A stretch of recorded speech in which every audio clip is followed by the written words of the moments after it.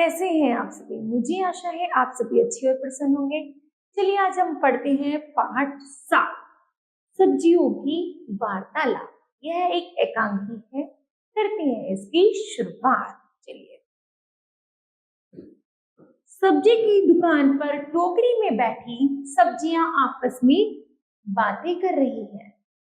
आलू कहता है, बहन भिंडी, अभी तुम्हें लेने में कोई आने वाला नहीं, इतनी महंगी जो हो रही हो।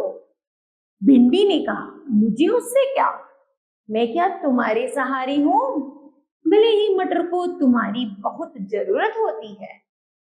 आलू ने कहा, केवल मटर को ही नहीं वरन हर सब्जी मेरे सहारे ही अपनी कीमत वसूल पाती है, भले ही वह गोभी हो या टमाटर। टमाटर बोला, रहने दो भैया, मुझसे अपनी तुलना मत करो। कहाँ मैं कहाँ तुम, मैं गोल मटोल सुंदर नाजुक और तुम भूरे मटमैले और मिट्टी से भरे। पालक कहती है, तभी टमाटर, ज्यादा बढ़ चढ़कर बातें मत करो, मैं तो आलू का आभारी हूँ, आलू के बिना तो मेरा कोई सच्चा मित्र नहीं है। मेथी बोली, बहन ठीक कहती हो, जब आलू का साथ मिलता है तभी मेरा भी सही उपयोग हो पाता है।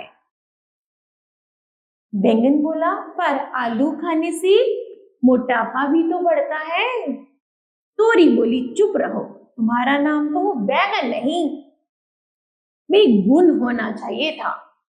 तुमसे खुद तो कोई गुण है नहीं, दूसरों को बातें बनाते हो। टिंडा बोला, यदि कोई मोटा नहीं होना चाहता तो मुझे खाए ना, मैं हूं हल्का फुल्का गोल मटोल। नींबू ने कहा, पर तुम्हारा स्वाद बच्चों को कहाँ भाता है? टिंडा बोला, स्वाद के चक्कर में ही तो पड़कर आजकल बच्चे बीमार होते जा रहे हैं। वे तो फास्ट फूड खा रहे हैं, उनमें हमारे जैसे पौष्टिक तत्व कहाँ। नींबू ने कहा, सही कहते हो, पहले जब बच्चे हम सब्जियों को खूब खाते थे तो वे कितने स्वस्थ थे, पर अब तो सभी कमजोर हैं और जल्दी थक जाते हैं। मूली ने कहा, बेचारों को इतनी पढ़ाई करनी पड़ती है, ऊपर से कभी उनका पेट दुखता है तो कभी सर, कभी चक्कर आते हैं, तब वे दौड़ दौड़ कर डॉक्टरों के पास जाते हैं। शलगम बोली, और डॉक्टर ने कड़वी दवाई और इंजेक्शन दे देकर और परेशान कर डालते हैं। गाजर बोली, तभी वे समझते नहीं कि अगर वो हमें अपना दोस्त माने तो हमेशा सेहतमंद रह सकते हैं। मिर्च बोली, मैं भगवान से प्रार्थना करूंगी कि वे जल्दी ही इस बात को समझ जाएं। इस तरह बच्चों यह पाठ समाप्त होता है। तो बताओ आपने इस पाठ से क्या सीखा?